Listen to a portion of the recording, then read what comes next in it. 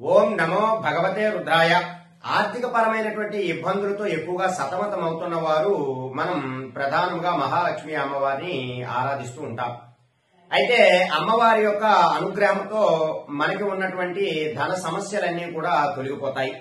అలాగే మనకి ధన ప్రవాహం కలగాలి, అలాగే ధనము రాబడి రావాలి, అలాగే మనం చేస్తున్నటువంటి ఖర్చులలో ఆ ఖర్చును కూడా తగ్గించుకుని వృధా ఖర్చులు లేకుండా ఆ ధనమునంతా కూడా దాచుకుని మనం అమ్మవారి యొక్క అనుగ్రహం పొందాలి అంటే కొన్ని పరిహారాలు ఖచ్చితంగా ఆచరించవలసిందే.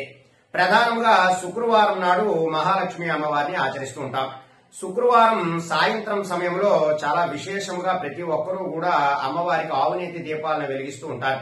అటువంటి సందర్భంలో మీరు కూడా ఈ పరిహారాన్ని ఆచరించి చూడండి.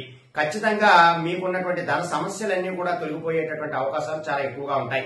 అయితే శుక్రవారం సాయంత్రం మీరు చక్కగా స్నానం చేసిన తరువాత అమ్మవారి పటము ముందు 2 ఆవునేతి దీపాలను వెలిగించుకుని మీరు ఒక ఎర్రటి పుష్పాన్ని తీసుకోవాలి. ఇలా మీరు ఒక ఎర్రటి గులాబీని తీసుకుని ఆ ఎర్రటి గులాబీ మధ్యలో చిటికెడు పసుపును కొద్దిగా తేనెను కూడా వేసి ఆ అమ్మవారి ముందు అలా ఉంచాలి. ఉంచిన తరువాత ఇప్పుడు నేను చెప్పబోయేటటువంటి ఈ మంత్రాన్ని 54 సార్లు జపం చేయాలి.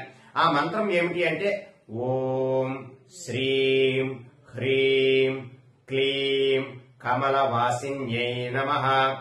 ఓం శ్రీం హ్రీం క్లీం కమలవాసిన్యై నమః. ఈ మంత్రాన్ని మీ శక్తి కొలది 54 సార్లు గాని లేదా 108 సార్లు గాని జపం చేసుకున్న తరువాత ఇప్పుడు మీరు అమ్మవారికి చక్కగా హారతి కర్పూరం అంతా కూడా చూపించిన తర్వాత ఇప్పుడు మీరు పెట్టినటువంటి ఈ పుష్పానికి కూడా హారతిని చూపించాలి. చూపించిన తరువాత మీరు ధనము ఎక్కడ దాచుకుంటారో ఆ ప్రదేశంలో ఈ పుష్పాన్ని ఆ రోజు రాత్రంతా కూడా ఉంచాలి. అంటే శుక్రవారం రాత్రంతా కూడా ఉంచిన తర్వాత మరుసటి రోజు శనివారం ఉదయాన్నే ఈ పుష్పాన్ని తీసుకుని తులసి చెట్టు మొదటిలో చిన్నపాటి గొయ్యను తీసి ఆ గొయ్య దగ్గర ఈ పుష్పాన్ని పాతడం ద్వారా మీకున్నటువంటి ధన సమస్యలన్నీ కూడా తొలగిపోయి ధన రాబడి అనేటటువంటిది పెరుగుతుంది.